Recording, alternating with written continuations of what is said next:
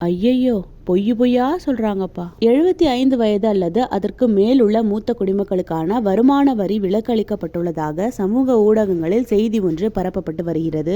திடீர்னு தூங்கிடுவேன் என்ற இணையதள பக்கத்தில் நபர் ஒருவர் இந்த பதிவை பகிர்ந்துள்ளார். இது உண்மையா, யாராவது தெளிவுபடுத்துங்களேன் என பதிவிட்டு, மத்திய அரசின் பெரிய அறிவிப்பாக மோடி அரசாங்கம் நம் நாட்டில் உள்ள மூத்த குடிமக்கள் யாரும் வரி செலுத்த வேண்டியதில்லை என்றும், இந்தியா சுதந்திரம் அடைந்து 75 ஆண்டுகள் நிறைவடைந்த நிலையில் 75 வயதுக்கும் மேற்பட்ட மூத்த குடிமக்கள் தங்கள் வருமானத்திற்கு வரி செலுத்த தேவையில்லை. அதேபோல ஓய்வூதியம் மற்றும் பிற திட்டங்களின் வருமானத்தில் வாழும் மூத்த குடிமக்கள் இனி தங்கள் வருமானத்திற்கு எந்த வரியும் செலுத்த வேண்டியதில்லை. அவர்கள் வருமான வரி கணக்கு தாக்கல் செய்ய வேண்டியதில்லை.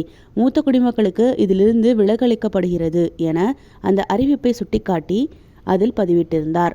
இந்நிலையில் இது குறித்து உண்மை கண்டறிந்த போது, முதியோர்களுக்கு மத்திய அரசு வருமான வரி விலக்கு அளித்துள்ளதாக கூறுவது தவறான கூற்று என்று நிரூபணமாகியுள்ளது. மூத்த குடிமக்களுக்கு வருமான வரி செலுத்துவதில் எந்த தளர்வுகள் குறித்தும் எந்த அறிவிப்பும் இல்லை. இருப்பினும் வருமான வரி சட்டம் 1961 பிரிவு 194 இன் கீழ் 75 வயது மற்றும் அதற்கு மேற்பட்ட மூத்த குடிமக்களுக்கு வருமான வரி தாக்கல் செய்வதிலிருந்து விலக்கு அளிக்கப்படுகிறது. நாடாளுமன்ற குளிர்கால கூட்டத்தொடர் நடைபெற்று வரும் நிலையில் 75 வயதுக்கும் மேற்பட்ட மூத்த குடிமக்களுக்கு வருமான வரி செலுத்துவதிலிருந்து மத்திய அரசு விலக்கு அளித்துள்ளதாக சமூக வலைதளத்தில் இந்த செய்தி பரவி வருகிறது. அதில் மூத்த குடிமக்கள் அவர்கள் ஈட்டும் வருமானத்திற்கு வரி செலுத்த தேவையில்லை என்று கூறப்பட்டுள்ளது. ஆராய்ந்து பார்த்ததில் இந்த கூற்று பொய்யானது நிரூபணமானது. 75 வயதிற்கும் மேற்பட்ட மூத்த குடிமக்கள் வருமான வரி சட்டத்தின் பிரிவு 194 இன் கீழ் வருமான வரி தாக்கல் செய்வதிலிருந்துதான் விலக்கு அளிக்கப்பட்டுள்ளது, வருமான வரி செலுத்துவதிலிருந்து அல்ல.